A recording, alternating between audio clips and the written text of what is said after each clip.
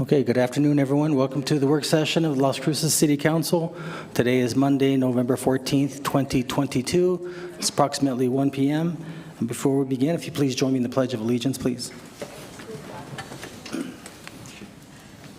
allegiance to the flag of the United States of America and to the republic for which it stands, one nation, under God, indivisible, with liberty and justice for all. Okay, now we're going to have Jennifer Martinez from our Communications Office introduce our Pets of the Week. Good afternoon, Mayor and Council. I am Jennifer Martinez with the City's Communications Office, for the record, and I am delighted to introduce you to our Pets of the Week, and I will start with Thomas. Thomas was found by a lady outside her home. She began to love and feed him and wanted to keep him, but her other cats had a different idea. Thomas was the outsider, and it just did not work out. So Thomas was taken to the ASCMV where he could still be cared for and where they would help him to find his forever home. And check out Amaya. This 3-year-old sweetie is very beautiful. She loves going for walks. She likes to stop and sniff the flowers. She loves affection and loves to give kisses. She's such a happy girl hoping for her forever home. You can adopt Amaya or Thomas. Just head to the Animal Services Center to make plans ahead. 3820018. Use their animal number, which you'll see right in the middle of the screen there. If you're interested, there is a weekend adoption event taking place at Office Max this Saturday. That takes place from 10 a.m. to 1 p.m. Thank you, Mayor. Okay, thank you, Jennifer.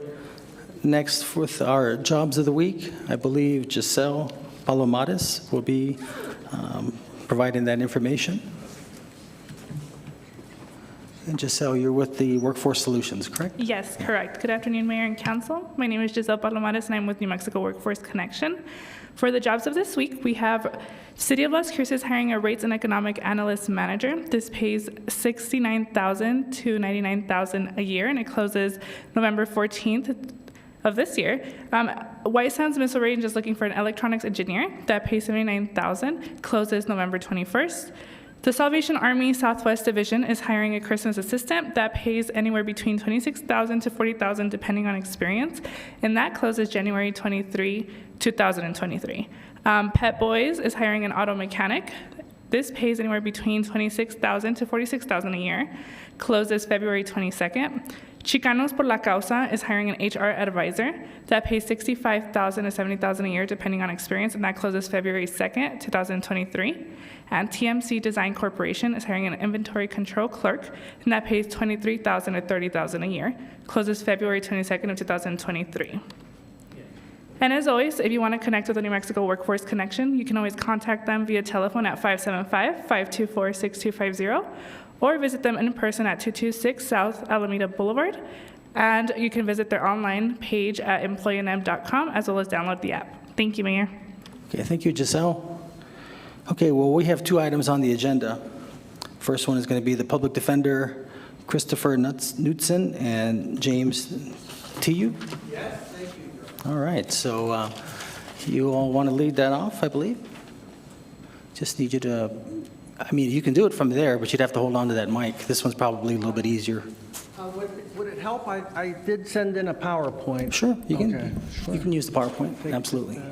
Just need you to state your name for the record, please. Thank you. My name is James Tiu. I'm a lawyer with Las Cruces Public Defender Office, and to my right is Christopher Knutson, who is the district defender. He's been the district defender for 5 years. Also, Ben Bauer is the chief public defender for the state. He did come to address City Council, but he's not able to make it today. So if I can bring up the screen here. And Mr. Tiu, if you want to lift your microphone up a little bit, that would be great. Thank you. Is that better? Yes, thanks. Okay.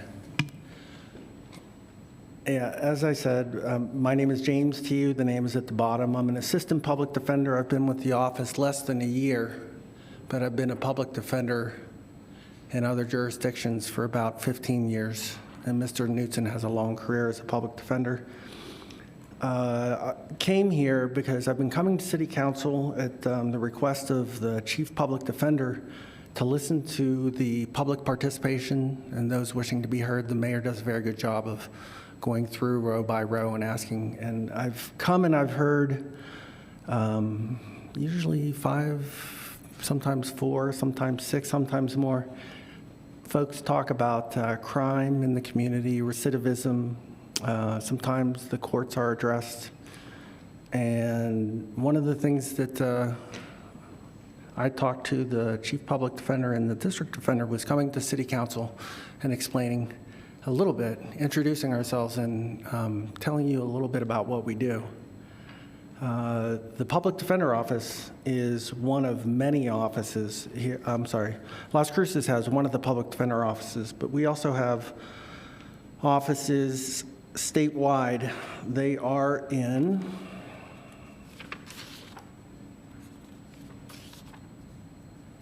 Aztec, Gallup, Taos, Santa Fe, Albuquerque, Clovis, Portales, Hobbs, Carlsbad, Roswell, Alamogordo, Ruidoso, and Las Cruces. And we have over 20 lawyers in our office. And one of the things is we're the biggest law firm here in Las Cruces that is handling criminal cases. So some of the things that folks in the community come to talk to you about, Christopher and I have a lot of experience in dealing with exactly those problems. I grew up in a medical family, and so sometimes I try to draw analogies. When someone comes to see a doctor, they come, and doctors, maybe contrary to popular belief, they don't treat the disease, they treat the patient.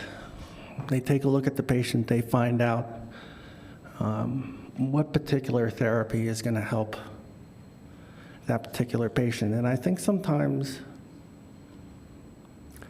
the work of a criminal lawyer is sometimes shrouded in some mystery. What do we do? Are we only here to get people out of trouble?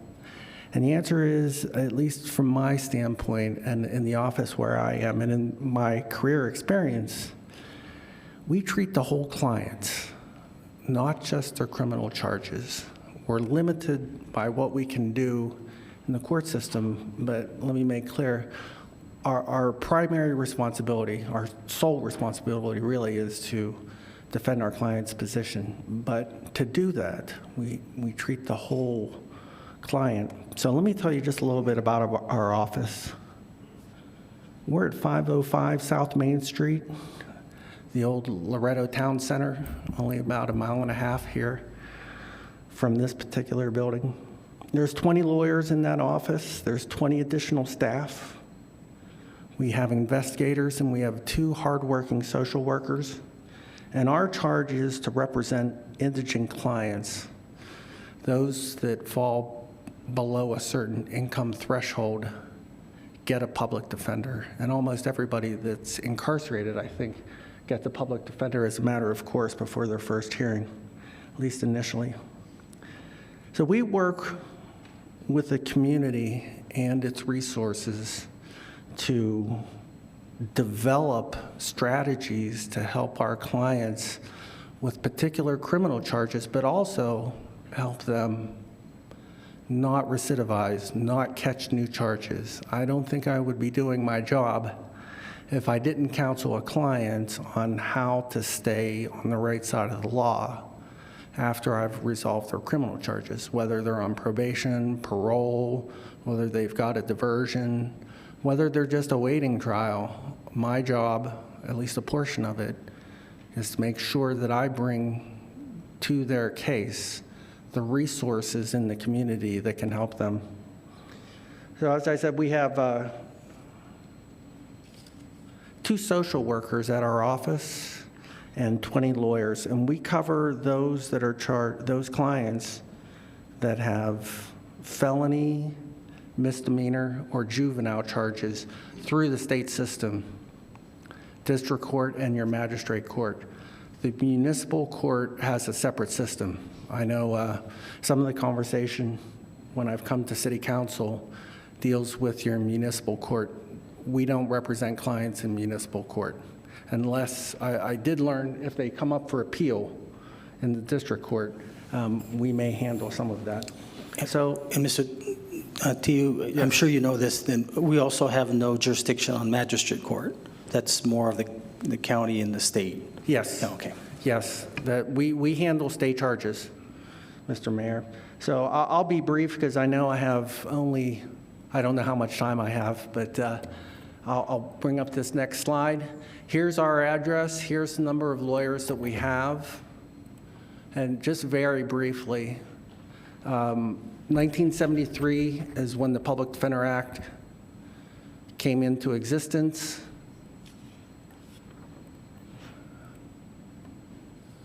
And then in 2013, the first chief public defender. And the LOPD, Law Office of the Public Defender, continues a transformation into a career law firm. I think one of the things that struck me about this local public defender office, very low turnover over there. All our hearings are covered. There's a lot of professional development. We're doing CLEs all the time. We have a tremendous amount of access to resources. So let me go down one more slide. Statewide offices and local commitment. We are the state's largest law firm. I know I mentioned all the offices. There they are. If you want to take a look at Las Cruces right down here. 20 lawyers, 20 administrative staff. And to emphasize, we're handling the problems, not the problems. We're handling the clients that come in. And the folks that come into the community to talk about some of the recidivism and the petty crime and the property crime. In some cases, those are our clients, so we do have an interest in coming to talk to you about that. If you have a question about our resources, I'm going to come right down here to this slide.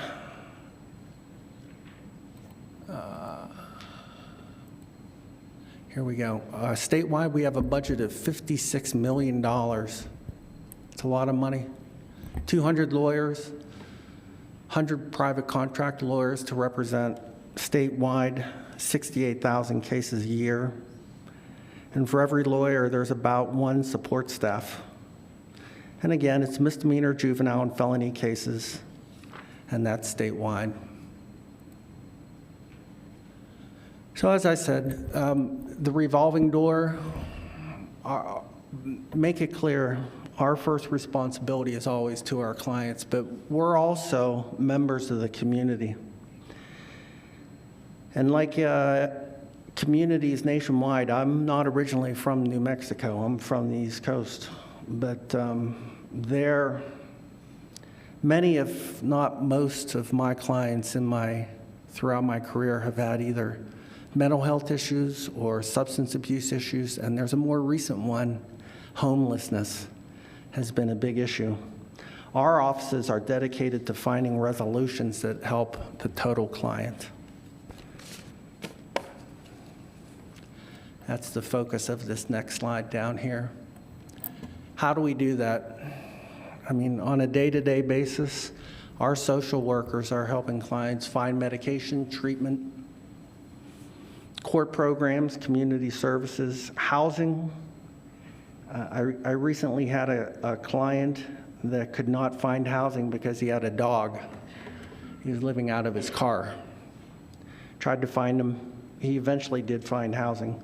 And I find clients that have to find their way from the hospital to the courthouse from time to time.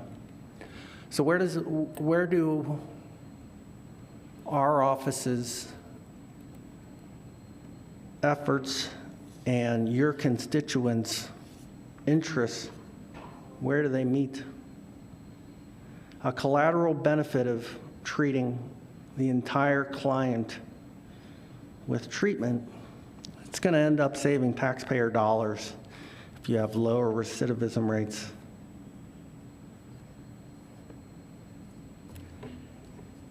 One of the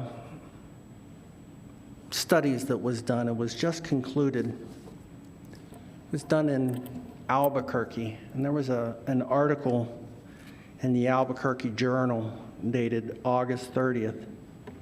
And I don't know how much of an interest this is going to be to the members of the council because this does have to do with Albuquerque, but there was a study that was done about what to do with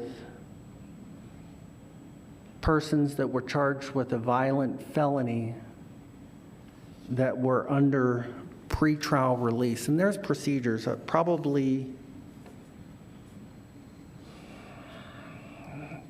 2 or 3 times a week when someone's charged with a felony. One of the lawyers from our office goes over to the district court and appears in front of a judge on a pretrial detention hearing. And that's usually mostly for someone charged with a violent felony, and that's a little bit different. But there was an article done there, and there have been some proposals, and I won't spend too long on this. Let me see if I can get this one to come up. Yeah, this was up in Albuquerque, and okay, it was House Bill number 5, and it did not ultimately get approved. But the long and short of the takeaway for me for this proposal is that you just can't arrest and incarcerate your way out of crime. You have to treat the whole situation. So along those lines, we were invited, I think the council member that reached out to our office was Councilor Bencomo, and she was able to not be here, but she did send a study, and I found it very interesting, and I was thankful that she sent it. It's a October 2022 study. Just one second.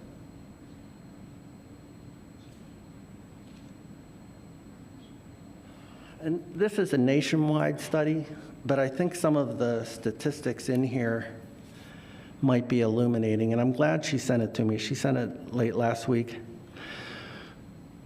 Here in the United States, there are 50 million U.S. adults with a mental illness. So that's 1 in 5, according to the study here. There's 13 million with a serious mental illness. And this study, it's called State Courts Leading Change Report and Recommendation, October 2022. The authors are the National Judicial Task Force to examine state court response to mental illness. I can summarize it for you, and it reflects my personal and career experience. For far too many individuals, this is a quote, with serious mental illness or substance abuse or both, those persons' de facto entry point to the getting help is the judicial system. So one of the things that was in this study, and I wrote it here on my notepad, there were 5 different ways. People hate statistics, so do I, because they can be misleading. But persons with mental illness are 10 times more likely to be incarcerated. That's one way of looking at it. Another way is there are 2 million arrests nationwide of persons with serious mental illness. There's a third way of describing it. 70% of persons that are in jail or in prison have at least one diagnosed mental illness or substance abuse or both. 70% in my experience is accurate. There's a fourth way of talking about mental illness and the criminal system. 1/3 of persons incarcerated have a serious mental illness. And last statistic, the 5th way of looking at mental illness and the intersection with the law, 380,000 people with mental health diagnoses are incarcerated, and an additional 574,000 persons with a mental illness or substance abuse are on probation, parole, or other supervision. So today was a way for me and Christopher and I, to come introduce ourselves, let you know that the largest criminal law firm in the city is dealing with exactly the same problems with the clients that you have with the persons that come up and speak at this podium. I think I've come to 5 consecutive meetings, and at each meeting, on the persons wishing to be heard, there's usually 2, 3, sometimes as many as 6 people. So if anybody has any questions, this was just an introduction. I tried not to go into too many statistics, but the court system up at the district court, there are remedies for substance abuse, there are pretrial services. I think this is the time that I could answer some questions for you. If you have any questions about where our office might interact with problems here in the community, we're here for questions, and Chris can answer questions as well. Well, thank you. If I may, I'm going to ask a question, then I'm going to turn it over to Mayor Pro Tem because I've got to go do a quick interview. Sure. But I just want to ask you just 2 things. One, I appreciate you coming here today, and I just wanted to just ask you this as a hypothetical. Sure. So let's say an individual gets arrested by the police for, not a felony, but a misdemeanor, break-in and entering. And they would call you. And let's say the judge says, you know what, I'm going to release you on your own recognizance, but just don't do that again, okay? And then the next day, they get arrested for the same thing, and they call you, and they're released again, say, listen, I already told you once, don't do this. And then they do it again the next day, and they call you. What would you tell that client? To quit doing that? Or just say, well, it looks you're pretty lucky because the law says they don't have to hold you. I will say this. I'll talk only about my own experience, and when I. Well, excuse me, sir. Can you just talk about that one example I gave you? As far as counseling a client, my job is to represent a client, and when they go into district court or magistrate court, there are certain rules about whether that person is released. If the judge can institute a bond. At least in district court and magistrate court, there can be pretrial supervision, which means reporting to a court office within 72 hours to comply with pretrial supervision. Might be calling a bond officer or probation officer, whichever one it is, and maintaining that particular contact. And then oftentimes, our office deals with violent felonies, oftentimes for the pretrial detention hearing. Failures to appear in court or multiple charges can lead to a cash bond. Yeah, okay. Well, I thought so, and then the other thing, and again, I appreciate you sharing this with us. I'm sure you're aware of a 2018 study by the Bureau of Statistics from the Judicial, talking about 70% of those arrested or actually convicted for felonies.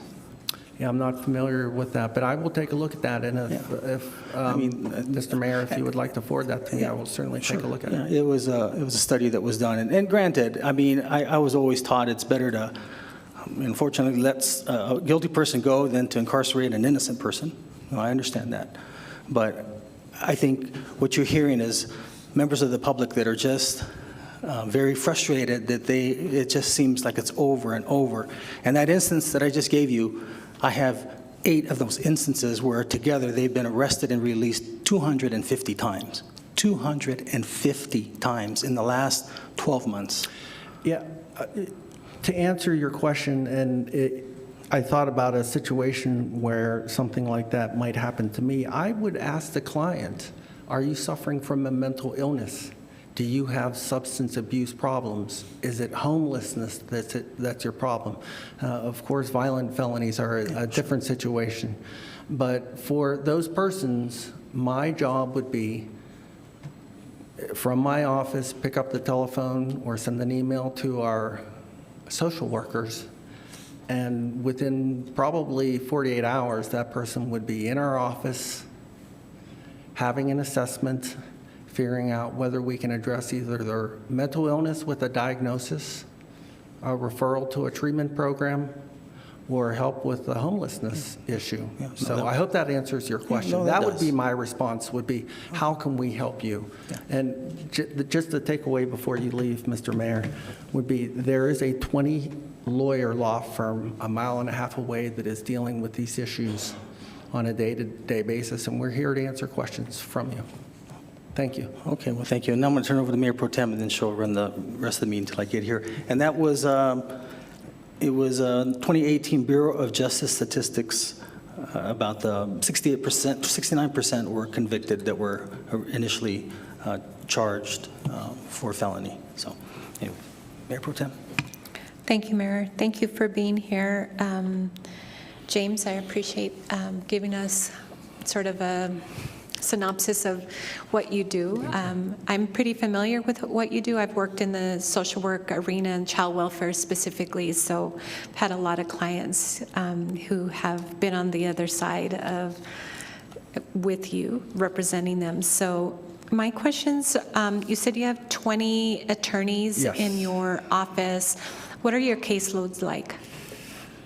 And what do they consist of? Like, what kind of data can you share with us? Maybe not today, but at a different time.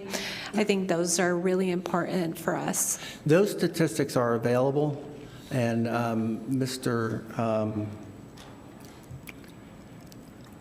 Knutson might be able to answer because he is the district defender. He is one of 10 district defenders. Chris, do you have an estimate?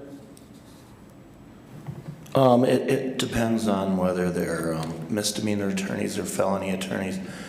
The ones in magistrate court have a higher caseload because there's a lot of domestic violence and a lot of DWIs in this community. So they carry probably anywhere from 100 to 200 cases each. Depending on our turnover, our felony attorneys typically are carrying 60 to 100 felonies. When we have rapid turnover, sometimes we're carrying 200 felonies, which is not fun, but yeah, we keep busy. Yeah, I can imagine. So do you have a ratio, like an appropriate ratio to case count that's a standard? I know there's ABA standards. Yeah. I think it's something like 60 to 80 is about where the ABA says you can be an effective felony attorney, and that is investigating all your discovery, interviewing all your witnesses, looking at the case completely, and that is aspirational. I'm hoping we're doing that right now because we are fully staffed. And so I think it feels like somewhere like 50 to 75, depending on the attorney. Sure. Some attorneys just aren't as experienced. I've been doing this since 1996, so I can look at a case and resolve it fairly quickly and run through the discovery. If you've been right out of law school 3 years and we put you into felonies, it's going to take you longer to do that. Yeah, I can understand that. I was an administrator, so I know how difficult it is to have new workers and trying to maintain, recruit, and retain them. So I understand that. So in terms of the data related to the kinds or the types of cases, you'd mentioned that you have quite a few domestic violence cases. Can you give me sort of a rundown of the numbers of those cases and what typically happens in those cases? What sort of referrals are you making to the outside resources? I have and continue to be very concerned with the number of domestic violence cases that we have in this community. And I don't know if you know this, but currently the city has a moratorium on those DV cases, and we're re-examining that and may reinstate it because we're just not seeing the consequences. And when I talk to people that are providing services, for example, at La Casa and some of the other battery intervention programs, those things, everybody that I speak to that has these sorts of programs say, we have a number of slots and we don't understand why clients aren't being referred specifically to those programs. Well, I think to answer your question, in my mind, there's a lot of, I don't know the numbers right now, I could probably get them, but it's a lot. Mm-hmm. But there's two types of that I have seen, and there's the domestic violence case where it's usually a male, a husband or a boyfriend, and he is either using a substance or is drinking or had a bad day and just gets violent. Or he's done this over years and finally a neighbor reports it. That person needs to go to treatment. They need some kind of intervention. They need a batter's intervention course. And that's not easy for a lot of these people who, it's a cycle of violence. If your father was an abuser of your mother and you saw that and witnessed it, and he was a drinker, you're more likely to become one yourself and batter your spouse or loved one. I didn't grow up in that, and I can't imagine touching someone else brought up like that. Then there's the other DV cases we get, and it's where both people are drunk or having a bad day, and they didn't have any and the police show up, and they have to arrest someone. And usually it's the husband or the boyfriend goes to jail. So we get a lot of those cases. And our duty is, you're presumed innocent.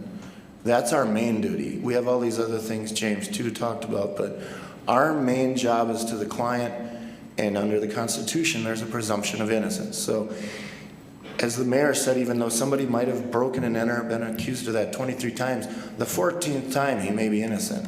So we can't ever presume our clients are not innocent. That's not our job. We're not the fact finder. We're not the jury. We're not the judge. We're there as defendant, as to defend these people.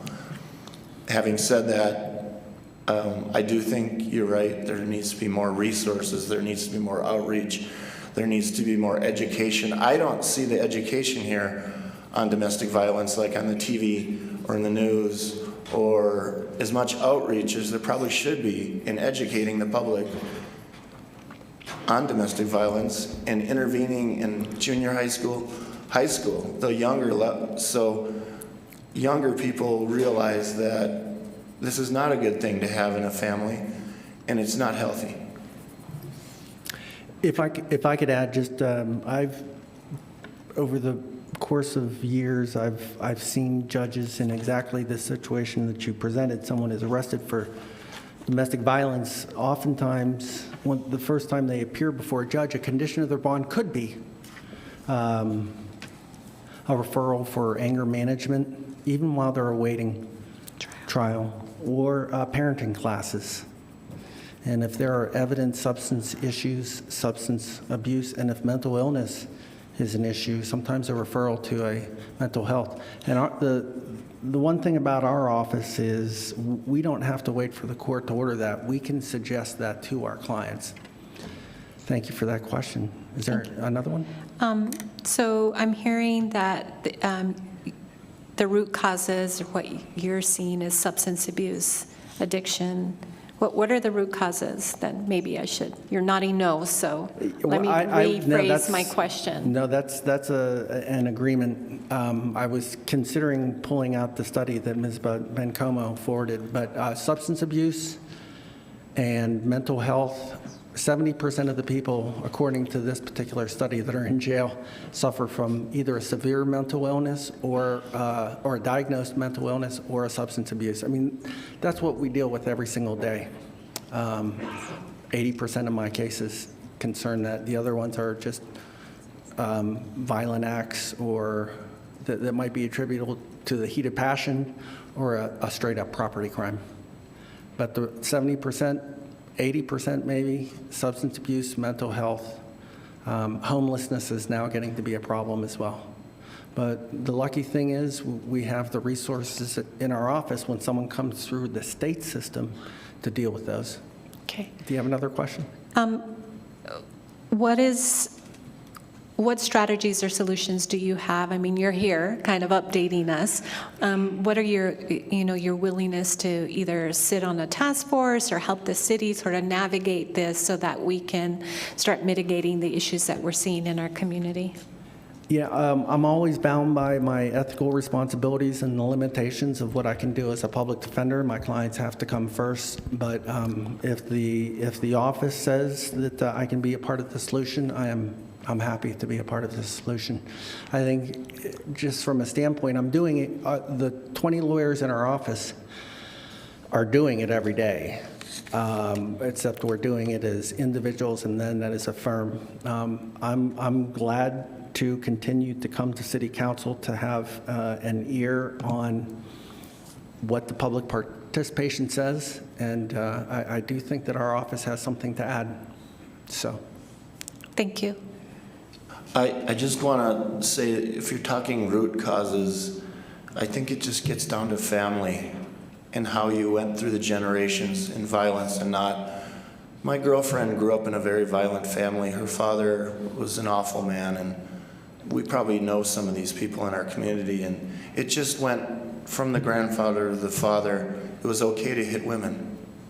And if you're raised that way and you become a bully in high school, and it's okay then and nobody reports it, that's the cycle of domestic violence that's not broken. And so I'm thinking it's mostly men who need to be taught this, to be a good man, be a good parent, to be a good father, and not hit their kids and not hit their wives and girlfriends. There are exceptions where it's a female, but I just think we need to teach boys to become better men. And I don't know, that's beyond me. I'd like to be part of that kind of task force, but it comes down to schools not allowing bullying. We're starting to address that as a society, reporting domestic violence and doing something about it. Thank you. Thank you, Mayor.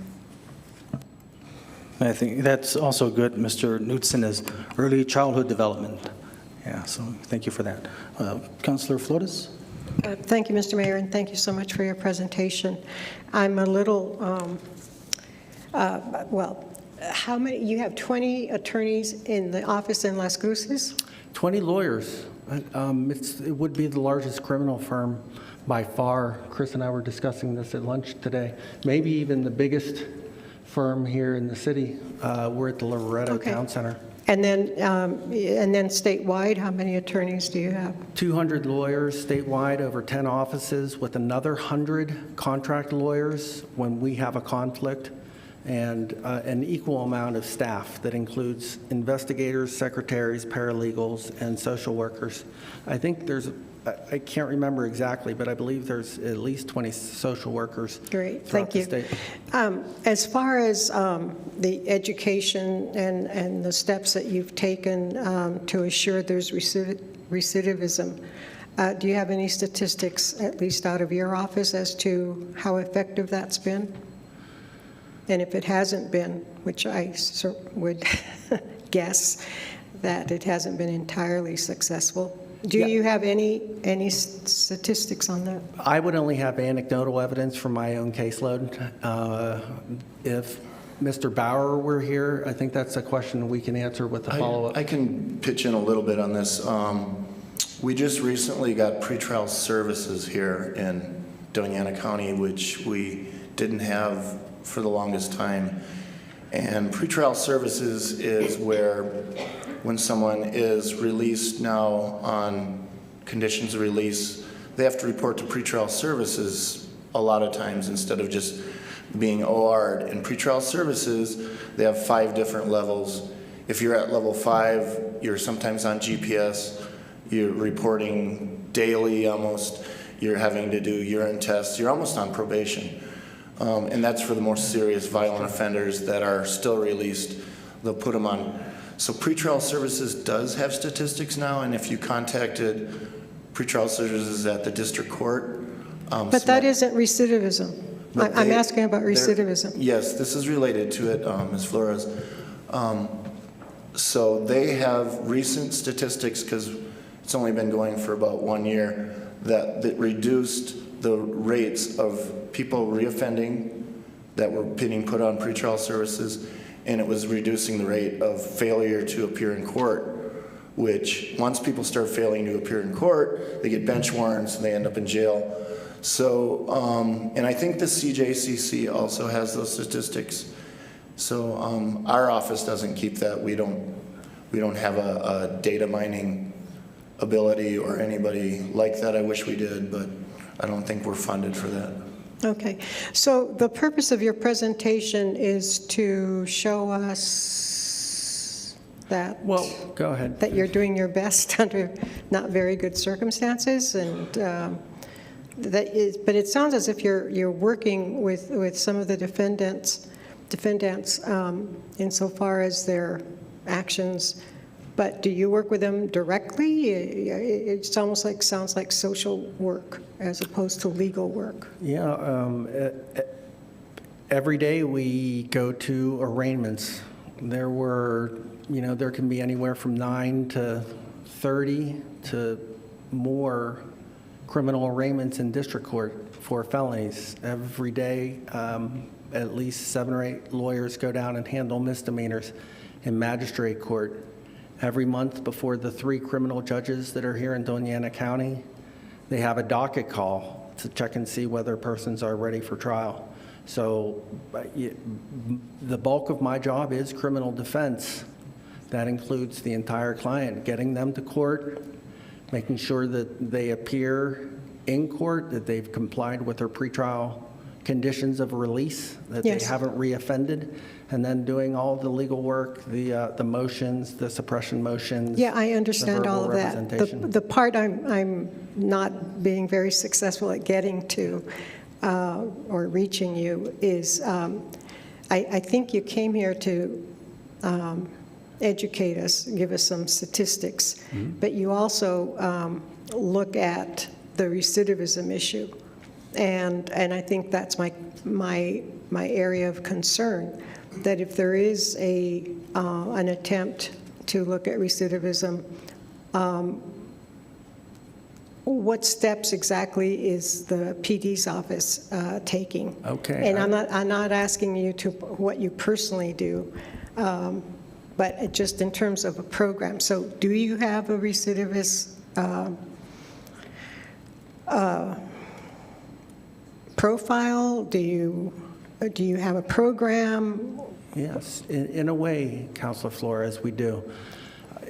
In a way, because when I have a client that comes into my office that is either they've taken a guilty plea and they need to comply with their probation, I would ask that particular client whether they have any substance abuse issues that would prevent them from completing their probation, or mental health issues, or homelessness issues. Same thing about somebody who's just recently been charged with a crime and comes and stands for arraignment before one of the 3 criminal judges and is asking for an OR bond or an unsecured bond or a 10% bond.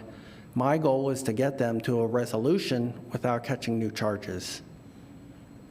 Do they have substance abuse issues, mental health issues, or homelessness issues, or other issues that might prevent them from successfully remaining out on bond until they get to their ultimate resolution, whether that be a trial with a guilty verdict or a not guilty verdict, or some sort of plea that would But do institute you, probation. excuse me or for prison. interrupting, but do you have a one-on-one follow-up with them to see if they are, really out of that mental state or physical state? Yeah, every day when I get back to my office, I'll have in my email inbox probably 20 reports from probation officers handling misdemeanor cases about persons that they would like to have the judge address because they've somehow fallen out of compliance and they want to bring them back into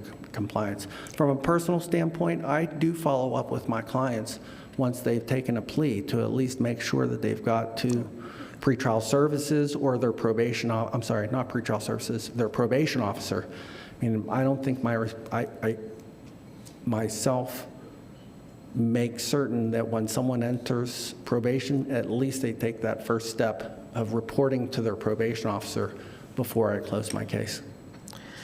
So you're saying that there are some stats out there that show that this approach is helping people to not become repeat offenders? Yeah, when we first started this conversation with Councilor Bencomo, I think Chris sent the pretrial services report to me for the very first year that this has been instituted, correct? That's correct, yeah. And is that something that that should be able to be shared, right? Yeah, I can get it from Mr. Woodward. I think what you're asking, Councilor Flores, is what we do to prevent recidivism. It's not what you do personally, because I think you're in, I mean, just your caseload alone is, I mean, I think you're in court all the time or dealing with cases. But you spoke of recidivism, and I just want to see, I would like to know how effective it has been, in maybe it's just a short term. You've been practicing since 1996. You've been practicing for 15 years. yeah. So I just want to see, the programs that exist, whether, and you say there is a national study that addresses recidivism. Is that the ABA, or is that the public defenders, the national organization, or, I think it's the AOC, which is the courts, and I think there's also like the national AOC. Yeah. But as public defenders, we do have a role when we spot somebody with substance abuse problems or they're struggling with that. I have to be personal about that client. He had 5 open cases. They were all drugs. And then he was breaking and entering because he wanted more drugs. Well, he was 19 years old, and if I got him set up to a treatment facility up in Española, got him out of this community where all his buddies are. And so that's something we can do. And he's on the right track. I hope he stays there.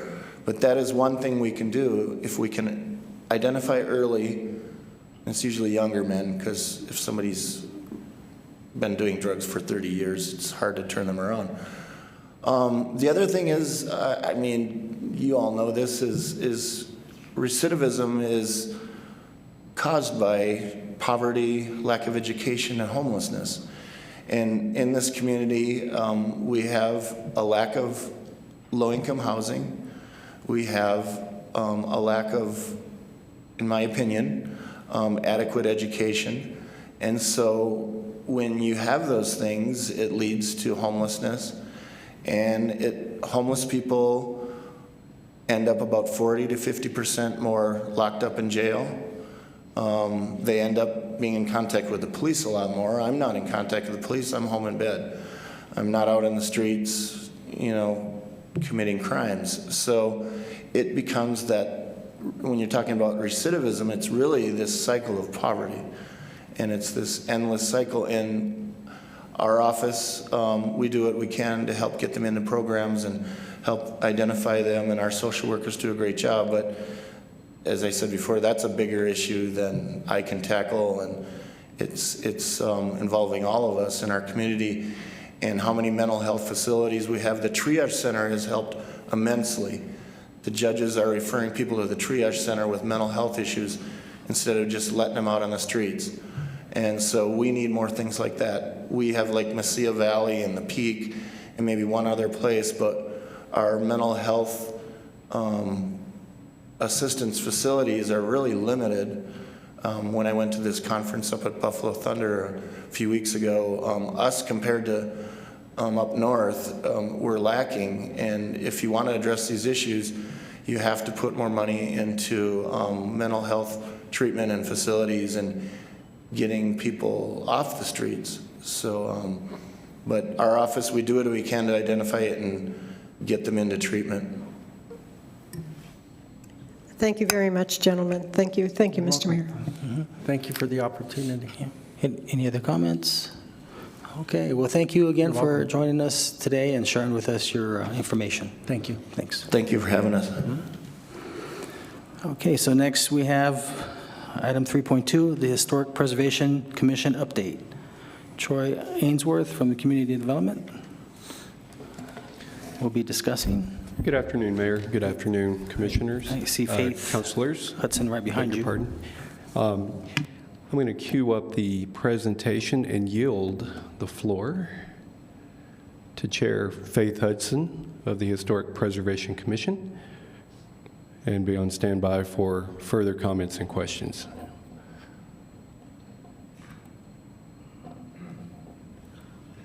There you go. You're welcome.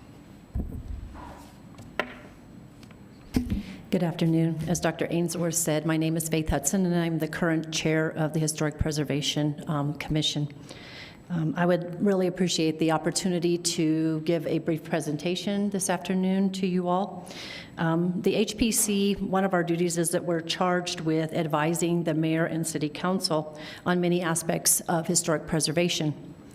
And because of that, I think it's really important that we are able to establish a rapport with all of you.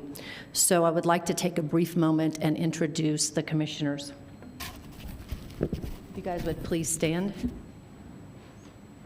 Over here on this side, I have Sandy Marshall. I have David Chavez. I have Dr. Paul Deason, Dr. Judy Berryman. Ed Hayworth is in the back there. The only person we are missing is Jose Aranda, who could not make it today for work.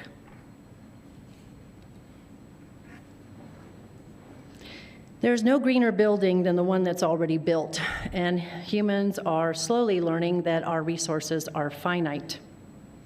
In addition to infill, adaptive reuse of historic structures can expand housing and also business opportunities and make cities more affordable. Historic districts add value to our cities. Property values in historic districts typically appreciate significantly faster than the rest of the market. And in the worst years, they appreciate at equivalent rates to the market. Historic district designation has proven to protect property values from wild fluctuations, providing stability to the housing market in general. So those are just some of the reasons why preservation is important. In 2019, Money Magazine ranked Las Cruces number 3 in its list of top 20 places to visit in the United States. The magazine highlighted our stunning mountain Oregon mountains, let me say that correctly. But more importantly, they also emphasized Adobe and Spanish-style architecture as must-see tourist sites. Also from 2019, City of Las Cruces and New Mexico Tourism Department compiled the following data. We had more than 750,000 visitors come to Las Cruces, spending more than or approximately $80 million in tourist-related expenses. So that averages on a daily amount of about $200 in tourist-related expenses, lodging, dining, retail, recreation, and transportation. Our museums are part of what tourists come to visit. And in a recent review from TripAdvisor, a visitor from Santa Fe wrote the following. We stopped after doing the Saturday morning market out in front. They had curated primarily regional ceramic exhibition, which we visited. It was excellent. As an art collector and former higher-end art gallery owner-manager, I am often asked to find really good art for a beginning collector. If you are lucky, you will have a regional museum like this one. They showed professionally curated shows, so you get to see the better/best art of the region/state. And many times, like this exhibition, the art is for sale and doesn't cost all that much money because the artists are largely undiscovered, especially by an out-of-town visitor like myself. The museum is small and free. It will only take you a half hour at the most. What's not to like?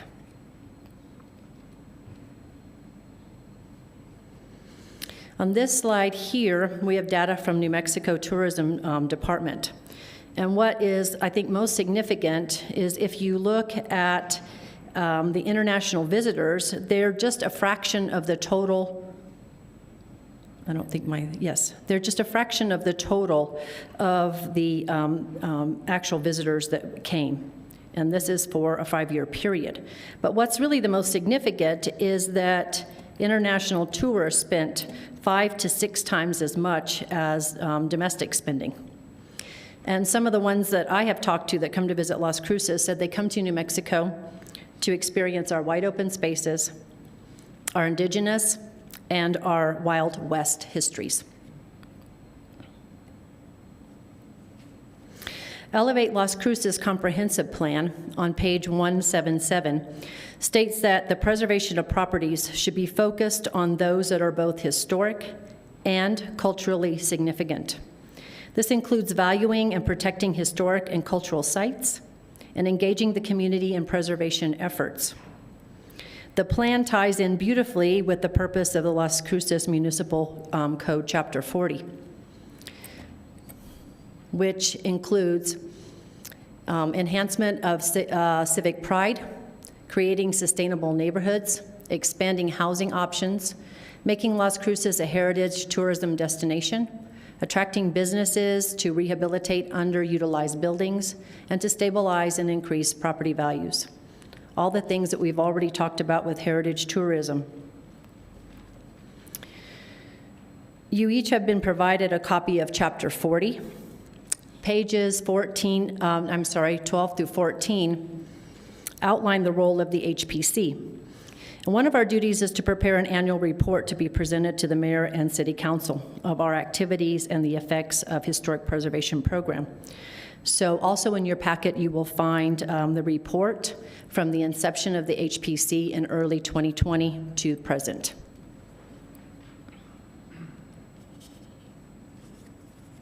I'm going to ask Dr. Ainsworth if he would please speak to this slide. Thank you. Mayor, City Council members, good afternoon. Once again, Troy Ainsworth with Community Development. Per Chair Hudson, on the Elevate Las Cruces, the action item for community livability speaks to leading by example, the city taking the lead in, as the quote says, developing a preventative maintenance funding program and prioritization program to improve city-owned historic properties. In recent weeks, the Commission has deliberated upon this very notion. So in a handout that you received, those bullet points are provided for your review and your information. There is a natural connection between heritage tourism and the actual appearance of our built environment. And what Chair Hudson is getting at and what the Commission in general has been speaking to is the need for us as a community to take really good care of what we have. The lessons of 1967 to 1972 during the urban renewal have yet to be resolved and perhaps may not ever be from a historical and from a communal standpoint. However, it's my belief that you take care of what you do have, you put it into good productive use, and that's both economic and cultural use. Follow the lead of an organization such as the National Trust for Historic Preservation, who recently adopted a very interesting promotional banner that historic preservation helps us understand our past and to heal and to learn from it. In particular, in that instance, they were speaking about the events that occurred in the tragic death of 14-year-old Emmett Till from Chicago, Illinois, when he was murdered in the state of Mississippi. As we all know, healing, building, renewal, all of these words are very important and symbolic, but when we're looking at how to put them into practice, there is a tool that is available right before us, and that is taking care of what we have, our built environment. And so during the writing and the vetting and the deliberations upon Elevate Las Cruces, this one sentence appears in there under Community Action Item 15.25 as a bellwether guideline for the city of Las Cruces to take a proactive, progressive role in taking care of its older building stock. The city owns many buildings. They run the gamut of age. In your handout, there's a list of buildings that are prioritized for your review. And so the view of the commission is to recommend a dedicated standing city-funded building maintenance budget for city-owned historic properties. So this is an item that we will be working with amongst ourselves and to bring to you for further consultation and consideration. Thank you. Good. Leading into what Dr. Ainsworth had to say about preserving our own buildings and asking for a standing budget, I would like to present some of the city buildings that we have. First is the Brannigan Cultural Center, which is housed in the 1935 Pueblo Revival style building. It was the first library in Las Cruces. I would like to point out some of the areas there that really need to be fixed on this building, circled in red so that it's easily seen.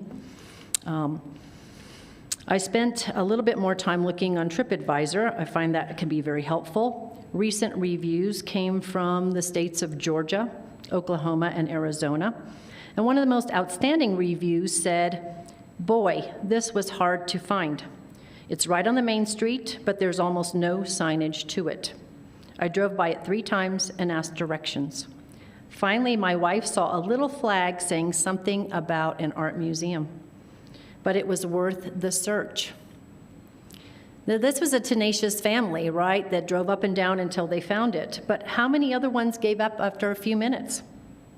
So in addition to needing to do exterior maintenance, there isn't adequate signage. And yet, again, it's another gem that we have, another reason that people come to visit Las Cruces.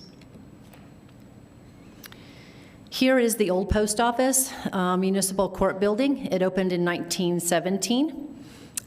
It currently is a judicial complex, municipal court. In 1986, it was listed on the New Mexico State Register of Cultural Properties. Again, you can see in these photos that there is repair work that needs to happen and repainting. And it's just around the corner from the plaza. So how many thousands of locals and visitors alike see it in this condition on their way to the downtown for events in the plaza?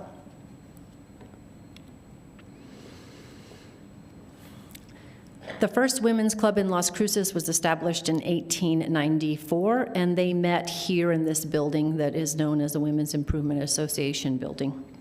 The WIA members created the first park, the first swimming pool, and the first library in the city, and worked to improve community life by advocating for social change, such as women's suffrage. Most recently, this building housed the film Las Cruces. A re-roof is scheduled soon, but more funding is needed for exterior repair. The building also has negative drainage, so water does accumulate up against the foundation. The Railroad Museum, which again is part of the City Museum complex, is housed in a historic building from 1910 that is Mission Revival style. In addition to out-of-town visitors that come to look at railroad tools and model trains, many locals also attend the brown bag lectures held here. And while this building is actually in really pretty good shape, it really needs to be repainted. Papin Community Center was the original Mesilla Park Elementary School, designed by Henry Trost and built in 1907. In 2015, it was listed on the New Mexico State Register of Cultural Properties. I also reference here this website.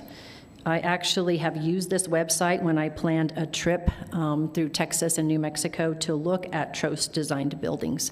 And I would imagine other people have also looked at this website. I really want to call attention to the missing parts of this sill. I'm sure you're all familiar with the poem, "For want of a nail, the shoe was lost. For the want of a shoe, the horse was lost. For the want of a horse, the rider was lost. In the end, the kingdom was lost, all for the want of a horseshoe nail." This is a reminder that seemingly unimportant acts or omissions can have grave and unforeseen consequences. Lack of maintenance over time leads to expensive repairs. And unfortunately, it is all too common decision to demolish a building. Las Cruces has a register of cultural properties. It's the official list of designated historic properties within the city limits. And the criteria can be a building that is 50 years of age or older, archaeological sites, and other structures or objects that possess historic or cultural value. Another duty of the HPC is to recommend to the mayor and to city council properties to be designated and entered into the register of cultural properties. The HPC would like to list all city-owned historic buildings on the Las Cruces Register of Cultural Properties because we recognize their importance and value to local history and community. Historic preservation regulations have the greatest impact at the local level. The HPC, in collaboration with city residents, is working on a city-wide wayfinding project. The overarching goal of this project is to create a dynamic, interactive map using technology such as ArcGIS story maps to tell the lost truths of our community through photos, oral histories, maps, location sites with and without buildings. This type of wayfinding is not signage. It has no stop and no start point. It can be experienced in person or even from distant locations. And comparative wayfinding can be found in other places, including the Prairie Line Trail in Tacoma, Washington, Albuquerque's Route 66, and even New Mexico scenic highways and byways. Thank you very much. This concludes my presentation, and I will stand for answers. And if I don't know them, I will ask Dr. Ainsworth. Thanks, Faith. Before I get to the council, just have one quick question. So thank you for coming here today and bringing this information here. I take it that you had sent this to our management team or maintenance building, and I was curious as what was their response? Yes, we did meet with the head of maintenance, which is Alex Sanchez. Is that his last name? Flores, I'm sorry. Alex Flores. And we told him up front, this is what we wanted to do, but we didn't want to step in any toes, and we asked how he felt about it.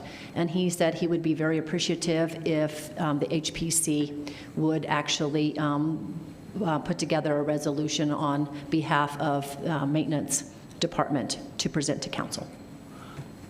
Okay, so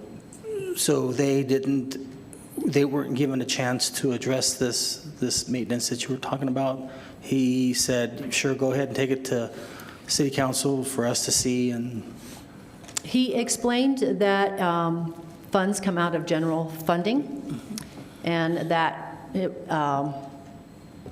he did not just have his own budget to fund building maintenance. Okay, all right. Questions from Councilor Abeta and Councilor Coran?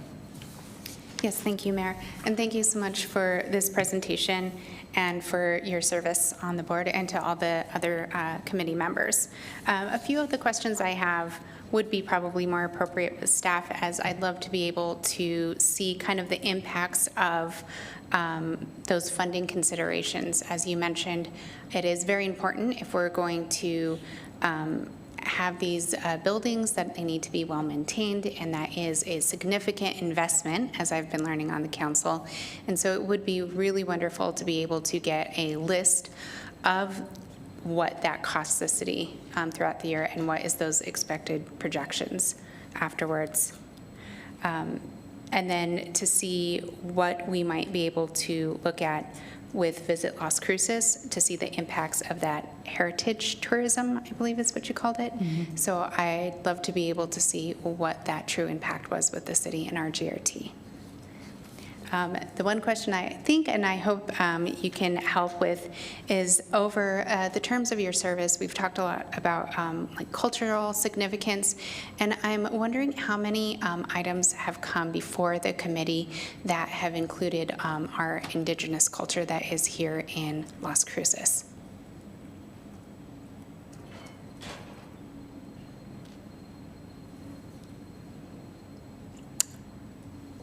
I'll ask, refer to Dr. Ainsworth, but I don't believe that there has been any. Now, I haven't been on it since its inception, but when I put together the report. I don't think that we've had anything specific, have we? Yes. Mayor, members of City Council, Councilor Abeta, to your question, for these first 2.5 years of the establishment, since the establishment of the Historic Preservation Commission, during this stage of infancy, we have been dealing with, of course, laying out the parameters of the function of the commission. Heretofore, applications pertaining to certificates of appropriateness for proposed alterations to buildings has been priority number one and the main emphasis that this commission has been occupied with. The second one is establishing the role of the commission and the function of LCMC Chapter 40 within the larger context of the functioning of community development and other departments. In other words, how does this chapter of the city's municipal code interact and relate to other aspects of land use and zoning and building code for specific. To date, we have not had a specific case, if you will, that has been brought to the commission with regard to Native Indigenous peoples. However, the whole purpose of wayfinding is very much interrelated to the multiple layers of stories of the cultural dimension and aspects of the people who have lived here. So we are dealing with a time that accounts for the stories that predate 1540 as a demarcation point.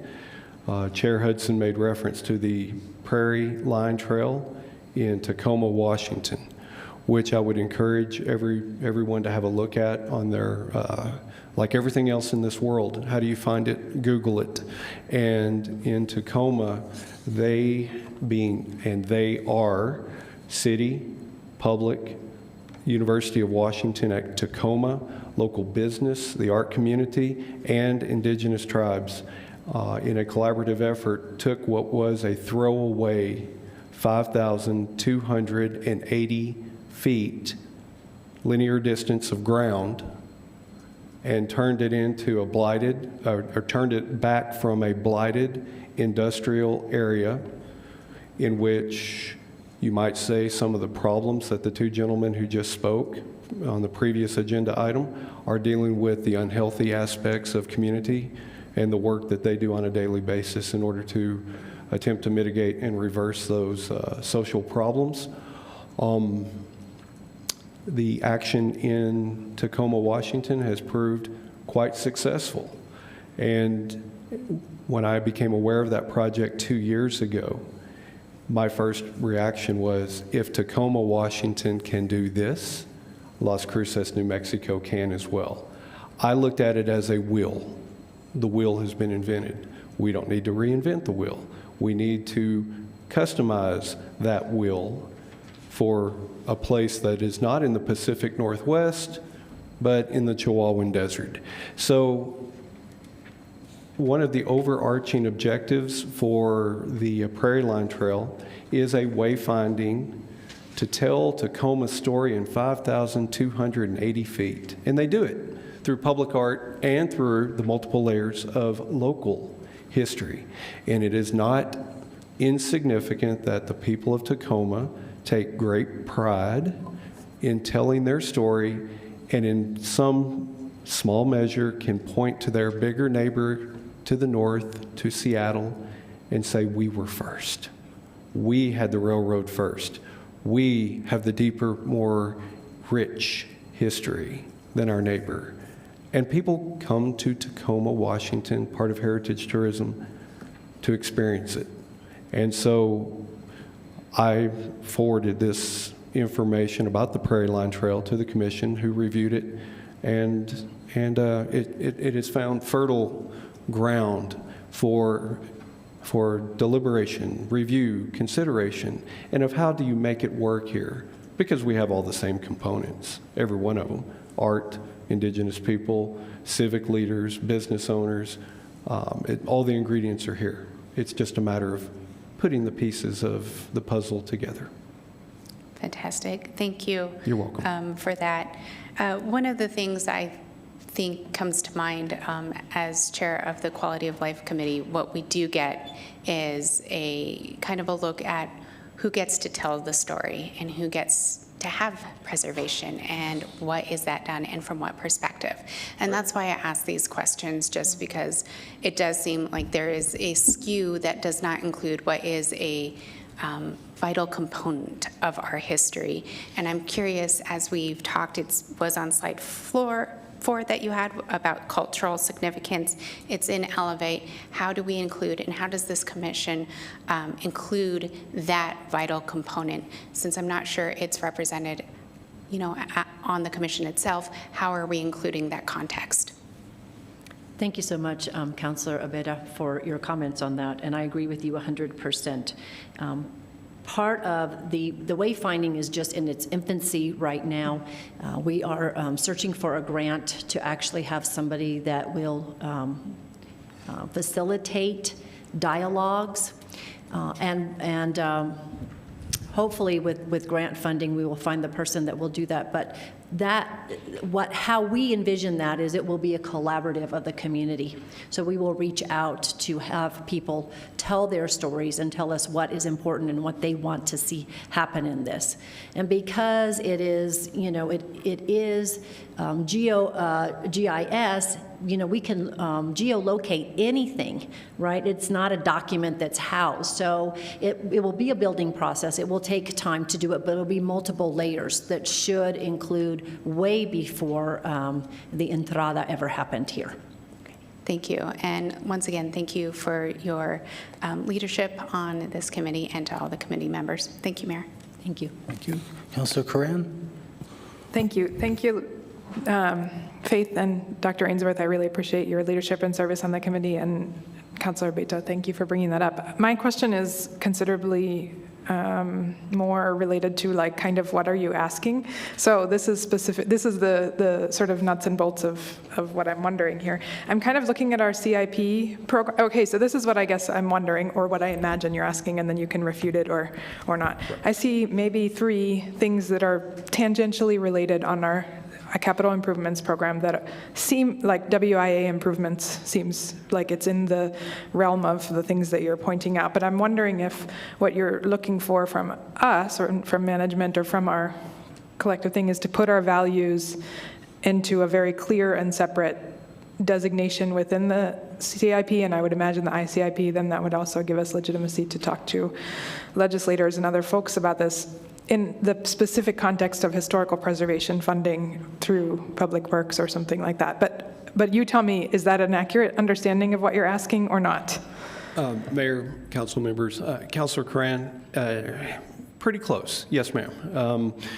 Today is less about an ask per se, but more about an introduction and about an update, a report. From the impetus of historic preservation, from the adoption or the amending of the city municipal code in December of 2019 and the establishment of the commission, we are, I do not use the word infancy lightly. We're at the very beginning of a program.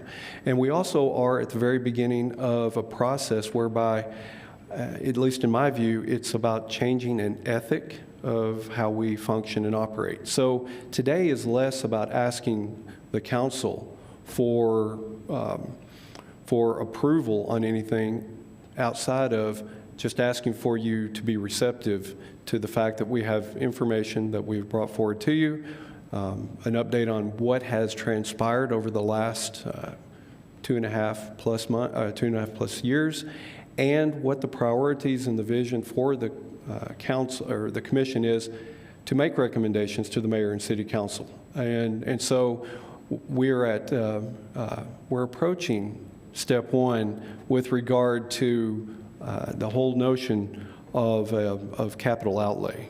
Okay, but we want it on. Certainly, it would behoove us all to have these conversations begin now before the next year's discussion for budgetary concerns.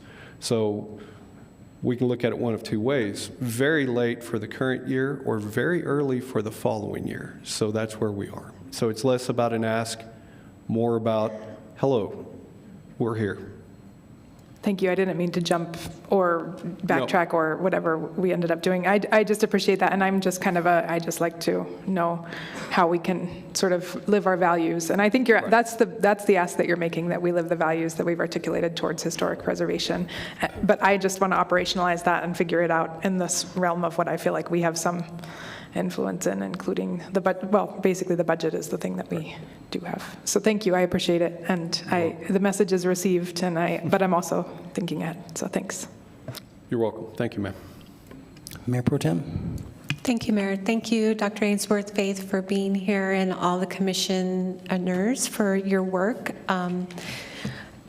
It's nice to see it evolve. I was part of the committee establishing the historic preservation ordinance, so nice to see you all. Thank you for being here. I see this slightly different, and I feel like there is an ask. And I think you should be really clear about it, because it's something that I've been concerned about for some time, and that's the maintenance of our facilities, specifically those related to historic preservation. We've been talking about this for several years. COVID sort of put a damper and put it out on, kind of in the back burner. And it's something that Ivo and I have talked a lot about, where we've had Heather Pollard and others from the WIA building just coming and advocating for the maintenance of that building. And prior to that, when David Dalan was here, we were asking for a specific amount of money to continue to maintain that fund. And I understand, Dr. Ainsworth, that was way before your time. And so probably along with Mayor, one of the longest standing members of City Council, this is an important issue. It continues to be. I've always been very concerned about our facilities and how we maintain them. And so I'm not surprised when you put up the pictures with some of the way our facilities are looking. And so I know Ivo had been so open and had said, we have money, let's replace the roof of the WIA building, long overdue, right? But I also know there's been transition with facilities as well. And so I feel two or three things. One, I'd like to establish that maintenance fund. I think it's an important thing. I thought I heard you say, but that requires something I've been asking for, is looking at our buildings, what is the maintenance going to cost for each of those buildings, specifically the historic buildings. Two, I think I'm hearing you say put these buildings on a registry, or I thought that's what I heard you say. And whose responsibility is that? Is it part of the commission to help begin the application process? Is it city staff to help navigate? Because I know there's a lot going on in this. So I'm thinking maybe administratively there needs to be others assigned to this process, because that's a long application process. It's not a simple one, or else people would do it all the time in your neighborhoods. So I feel like if that hasn't been answered by, and it wasn't clear to me from your recommendations what exactly, but I heard that loud and clear. And then I also heard Councilor Abeyta say quality of life, where this might be a policy review committee where these sorts of actions could typically be heard and then move into council. Do you want it? I know I've said a lot, and I'll just stop there, but I want you to sort of consider those things. Thank you, Mayor and Councilor Gandara. You're absolutely right. We are asking. But we're starting slowly with sort of planting the seed before we actually come out with an official ask. But yes, we are definitely going to be asking. As far as the City of Las Cruces cultural properties, listing, the HPC would do that. That is actually not a very cumbersome process. I personally have done it for one of the houses here in the district that's near myself. So that isn't a really cumbersome process. And of course, we would include staff with the help of our preservation specialist on anything that we have there. But as city-owned buildings, we would need permission from the city in order to get them on the cultural registry. Is there something you want to add to that? Mayor, council members, the purpose of a register, whether it's local, state, or national, is to recognize a building, a site for its cultural, its historic, its architectural significance. It's no different from what your children, your grandchildren, their performance at school, and a teacher acknowledges them with a gold star. It's recognition. It is not an obstruction or an obstacle or an impingement upon any type of property owner rights or anything of that nature. I mean, the great misdemeanor, I'm thinking of our previous presenters. How about the great misnomer? The great misnomer, the great malapropisms of the time are, if a building is listed on a register, it is untouchable. It is basically an enormous museum artifact. It's under a figurative glass case, and the property owner can do nothing with it, and this is clearly just legally it's not accurate, and in practice it is not accurate. It's exactly the opposite. If I owned Mount Vernon and it was my property, it's a very important building in the early history of this country, the post-colonial English post-colonial history. I would have the right to demolish it if I so desired, even though it's on the National Register of Historic Places.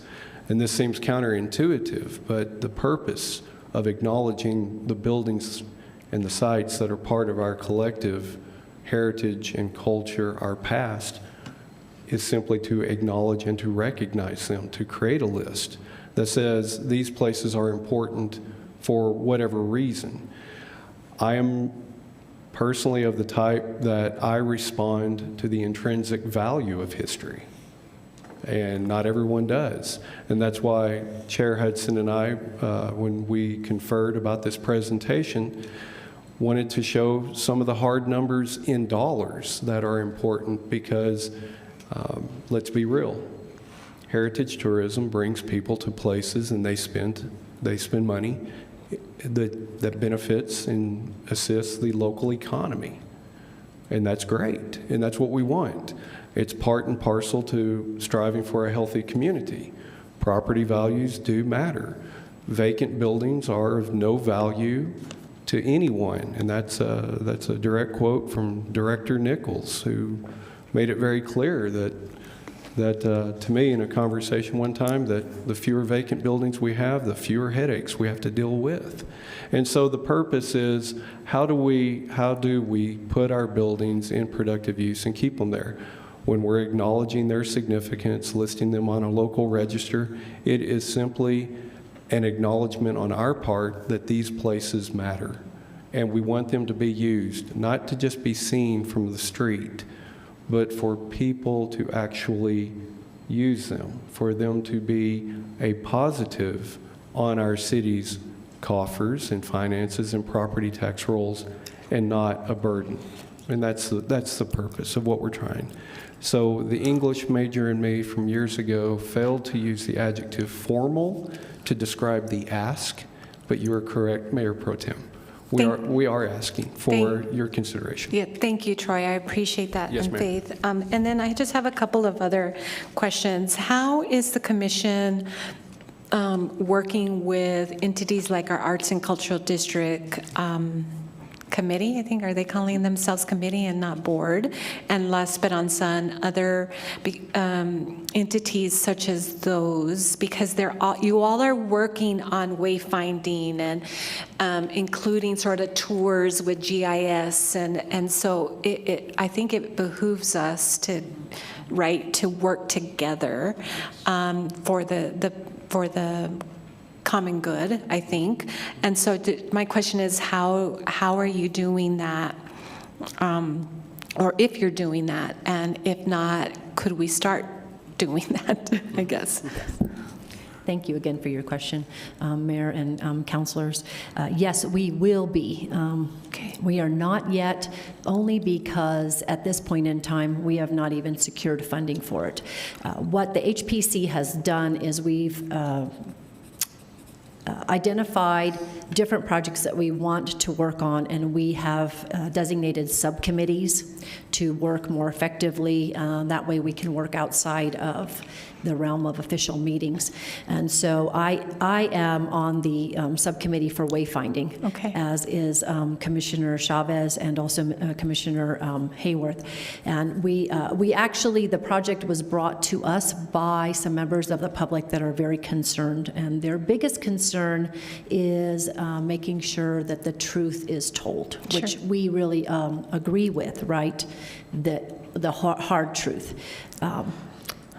So we have met for several months now, and we will, when the time comes and we actually have the grant funding and actually have a facilitator for it, we will bring together a number of people and groups in representation for this. Faith, So- how much money are you looking for? You mentioned some grant funding, and would that be appropriate to ask for,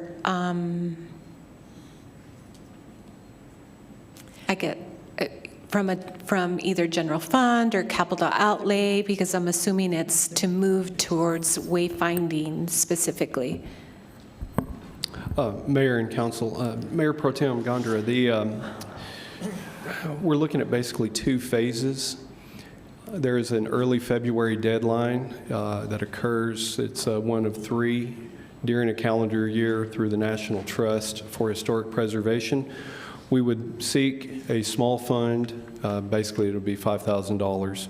It is for a planning session. Okay. We start, no, hang on.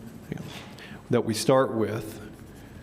That is just to address the issue that you're referring to, Mayor Pro Tem, about figuratively putting all the people at the table at the same time for the collaboration. Sure. To sketch out the parameters and the contours.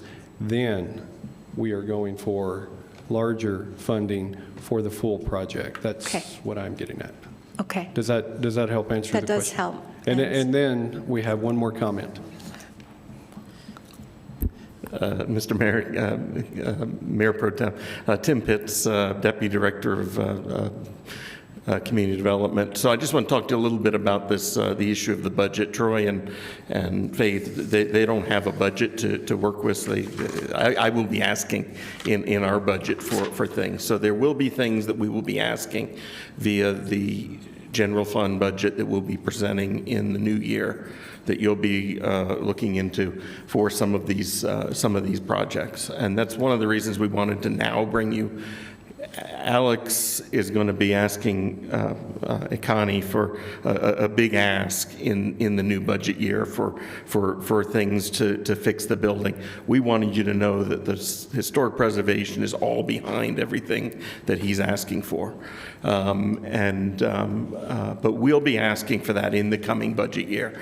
We're not asking right now. We're not asking for it, and we have to assess what that all is going to be. Okay. And we'll put that in the budget. You'll see it in the coming months. But as I say, this is more of a be prepared that we have some things we want to do, and we hope that we want to make sure you guys are you understand and you are agreeing that this is important work. And I think the protecting our buildings, the wayfinding, all of that is part of this ask that we're doing. But it's not an ask for today. It's not a budget ask. We're going to be putting in a resolution or an ordinance next week or in the coming weeks. It'll be coming. Okay. Thank you. Yeah, I appreciate it. Thank you for that clarification. I was going to ask Ifo to give us an idea assessing what those buildings need with a dollar amount so that we can, and some timeframes, right? This is sort of forecasting year one, this is what we'll be doing year two, kind of thing. And it would be helpful to have that as we start having those conversations about our budget in the upcoming year. So those are all my questions, Mayor, and comments. Thank you. Okay, thank you. Thank you for the presentation. Do you think you could pull up one of the pictures? I think it was Municipal Court, and you were showing the exterior part of it. I think it's that one. Here, let me. First one. I think it's that one. No. Oh, wait. No. Excuse me. There you go. Although, that might work. So my question is, those windows, can those be replaced with, what do they call it, the double pane windows? They have to be replaced with the exact kind? Actually, Mayor, they are still in good shape. Okay. I would recommend they not be replaced at all. That is hard wood, old growth, and those are original windows. In this case, there is no damage to this. It just needs paint and scraping, painting, and reglazing. The one that, and I don't know, maybe this is the one you're referring to. No, it was that one. It was that right there. Okay. Because a lot of those windows are, when you go to the judicial complex, district court, they look like that. And it was funny, the other day, I took my family, we were passing through Picacho, and one of my sons asked me what that building was. I said, that's a district court. And I had to reminisce, and I think all of the council here, when they first had to make their first number one decision, and mine was they wanted to turn that school, it was a high school, former high school, into a judicial complex. And I was the only one who, and don't get me wrong, I enjoy looking at very historic buildings, but I was the only one who said, why do you want to do that? Because if we can change a lot of the windows, change it so it's more energy efficient. This was in 1992, to make it more energy efficient, because I would think that it costs a lot of money to operate and heat it and cool it. Oh, no, you can't do that because of the historic preservation. So I'll never forget how I asked back then how much it cost to heat and cool judicial complex. It's $20,000 a month, almost $250,000 a year. And about, I don't know, 6 or 7 years ago, the former county manager, Brian Haynes, and I were speaking at a luncheon. And I just asked him, I said, hey, Brian, I don't suppose you remember how much it cost to heat and cool the judicial complex, because the county is responsible for the judges. Without batting an eye, he says about $250,000 a year. And I thought, geez, that's amazing. So, I figure if it could have been redone to make it more energy efficient, to keep it, to be able to use those type of windows, I figure they would have probably spent $60,000 a year instead of $250,000 a year. That's a savings of $190,000 a year, and it was 30 years ago that I voted. I think I voted against it, believe it or not. That's $5.7 million that we spent on heating and cooling that building. Can you imagine how much money we could have used for a lot of the nonprofits here, mental health, substance abuse, just a lot of things. Now, granted, I know that I don't know how many of historic buildings are going to be enough. I mean, it's good to have some. I think it's important. But I also have to, and this is where I think if we go into the weeds of what we have to make decisions here, is just how much more do we keep spending, because we can't make this energy efficient. I think the goal, I can assure you, we've been asked to do our best to save the Las Cruces Country Club. And I bet you, I would assure you that if we were to come back and the owner said, you know what, I'll save the building, but let me put energy efficient windows on it and all this other stuff, the residents say, absolutely, we just want the building. And I guess what I'm trying to get at is, it would be nice if there could be some advocacy to help local governments who pay these bills, these electric bills, these other bills that we're looking at, to help come to that median, keep the historic buildings, but allow governments to make it more energy efficient. Because we do it with our buildings. This City Hall is extremely energy efficient. We do it on a lot of those, and this is the public's money. This isn't our money. That brings me to my next question. Is the commission, by any chance, a 501c3, or is it just like any other board that we have here at the city? Mr. Mayor, members of City Council, the Historic Preservation Commission is not a 501c3 as a standalone entity. Okay. It is in alignment with other city boards and commissions. Oh, gotcha. Okay. All right. Those were my only two questions. My comment was on electricity. Like I said, that was just something there that I had to reminisce. Had to go back way in time. And it was interesting how Brian said, yeah, $250,000 we spent on that building. I emailed Fernando, the county manager, to ask how much it costs he spends on government center electric bill.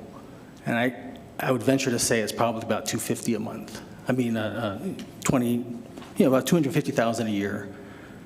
And imagine the electricity cost to run that building versus judicial complex. It's just, it's night and day. And so that's all. I'm not here to say I'm not supportive of historic buildings. I'm just saying if there was a way I know that these are rules, but I also think that there needs to be some median, to find a median there because like I said, it's the taxpayer who pays those bills. And so that they can still enjoy it. And I don't know, with technology today, I'm sure they can still make these energy efficient and still kind of look like that. Right. Councilor Flores, you had a question, and Councilor Beta. Thank you. Just a comment. The Women's Club is actually Woman's Club, just for your, I mean, it sounds like a nitpicky thing, but the correct word is woman, not women. With all due respect. Mr. Mayor, members of City Council, yes, ma'am. Councilor Flores, this is one where it's either red or black, and I put my chips on the wrong color. Because it goes back and forth in the Rio Grande Republic newspaper, which is the predecessor to the Sun News. In the written histories of Las Cruces, sometimes it's women's and sometimes it's woman's. But the WIA is woman. Yes, ma'am. That is correct. That is correct. As a point of clarification. Absolutely. Thank you. Thank you, Councilor. Councilor Beta. Yeah, thank you, Mayor, actually, for your comments. And I think that's one of the reasons why I asked for some of those budgetary numbers, just because, like I said, it has been a significant investment from the time I've been on council. The investments that we put into the Amador have been very significant and continue to grow. And so that's a consideration as we balance other types of projects and areas that we have to address. Obviously, we got a good presentation today of all those other things. It's not for lack of wanting to make sure that we preserve our history and everything like that, but I am very curious to see what that full cost and continuing costs are, and that'll be an issue that I'll be looking at if other items were brought to our attention for that consideration for historical preservation. Mayor, members of council, Councilor Abeta, absolutely correct observation. The reality is architectural conservation, cultural property maintenance, historic preservation, whatever phrase we use, does not operate in a vacuum. We are discussing real dollars. And yes, that's a very accurate observation. Just look at the cost of heating and cooling, not electrifying, but heating and cooling for a building as a factor of its operating budget, just for one building of the size of the 1917 former post office. It is expensive, and there's no getting around that. The numbers do not lie, of course. So the purpose is, how do you utilize energy-efficient technologies and practices, materials, in order to retain the aesthetic of a building without compromising it with unsympathetic changes to its physical appearance, and maintain an energy-efficient and economic vitality. This particular model is one of the most scrutinized and preoccupying models that communities across this country and around the world are dealing with. How do you take existing building stock and make it functional, usable, and economically viable? So we cannot divorce economics from preservation, and that is a crucial and important distinction.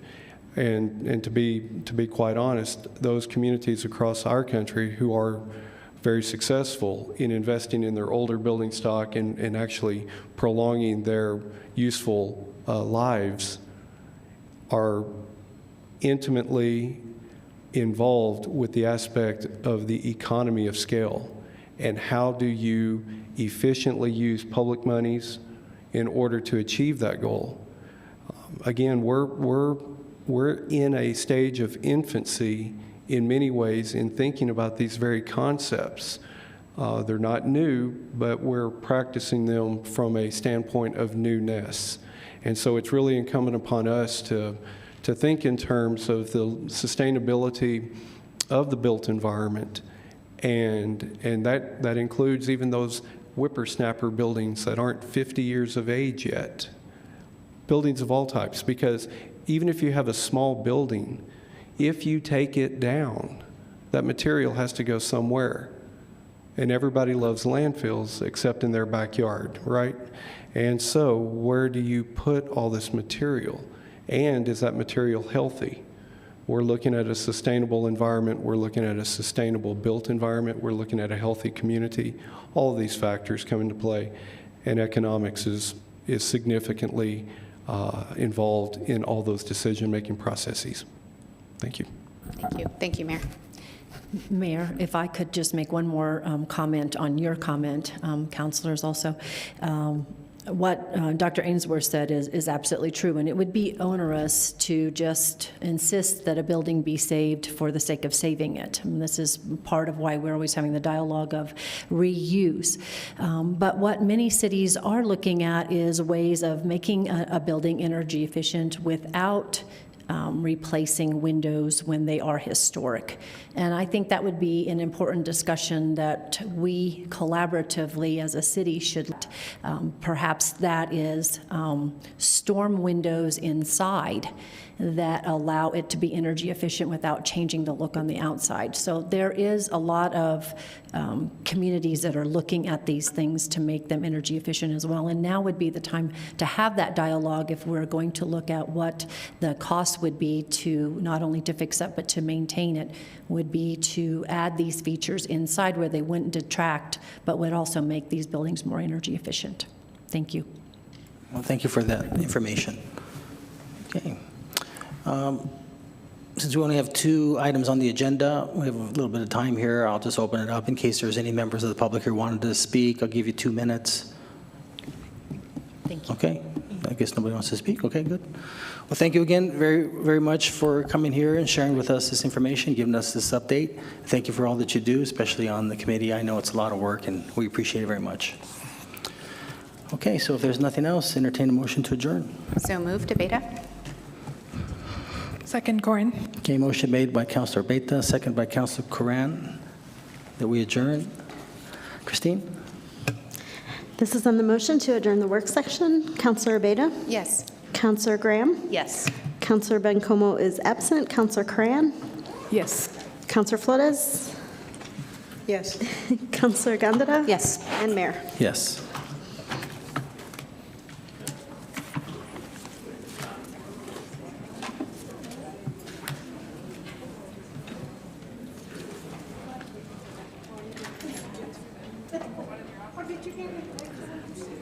She said yes.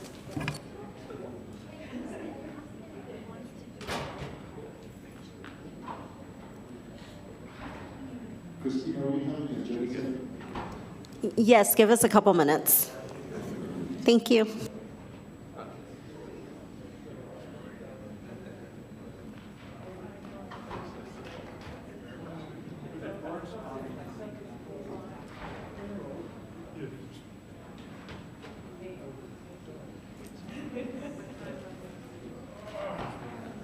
Okay, this is the agenda setting meeting for the November 21st, 2022 City Council meeting. Number 1, consent. 1 consent, 2, non-consent. 2 non-consent, 3, consent. 3 consent, 4, non-consent. 4 non-consent, 5, non-consent. 5 non-consent, 6, non-consent. 6 non-consent, 7, non-consent. 7 non-consent.